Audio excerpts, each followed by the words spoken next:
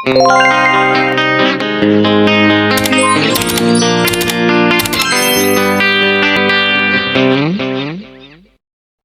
guys, good morning. So ngayon guys, ay ihatid natin yung mga bata sa school. So ayun, ay ready na sila.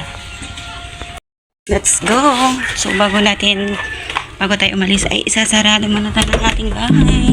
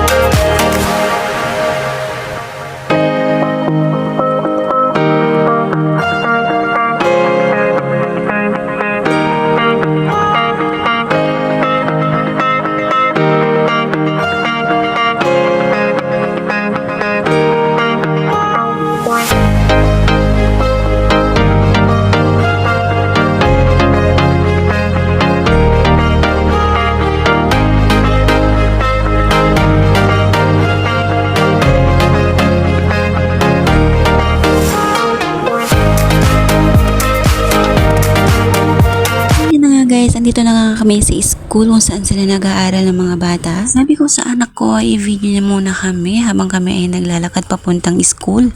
Papasok kami sa school at ayan na nga ay napansin kami ni Kuya na nag-video kami. Video. Video mo siya.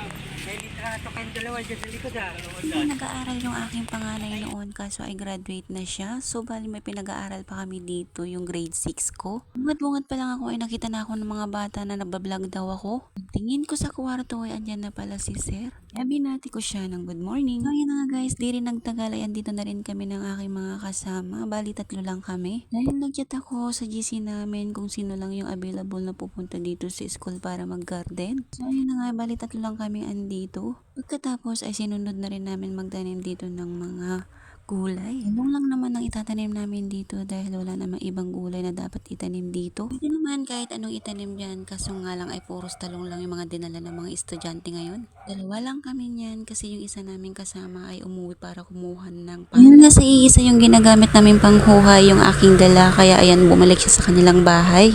Kapag iisa yung aming pinaguhukay ay hindi kami matatapos agad-agad dito. Ibang mga talong na dala ng mga bata at ayan na nga ay may mga bunga na. Nung nagring na nga yung bell ay ayan agad naman na silang pumila dito sa labas para pumunta na sa harap ng school.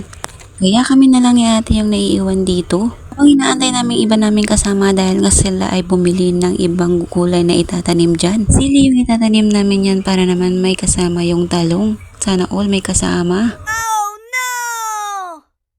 Abay, charot-charot lang yan guys. Ayan, binibilang ng aking kasama baka kasi daw ay mawala.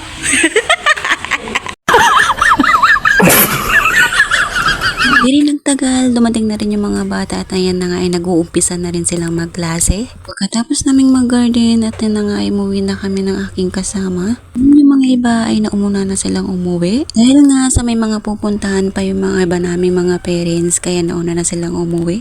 Dahil ako ay isa na lang yung aking pinag-aaral dito sa elementary. Tapos nyan guys, binitbit ko na rin yung aming basura dahil nga wala kaming pagtatapunan sa school. Hanggang dito na lang ang aking video, kaya salamat sa panunood. God bless!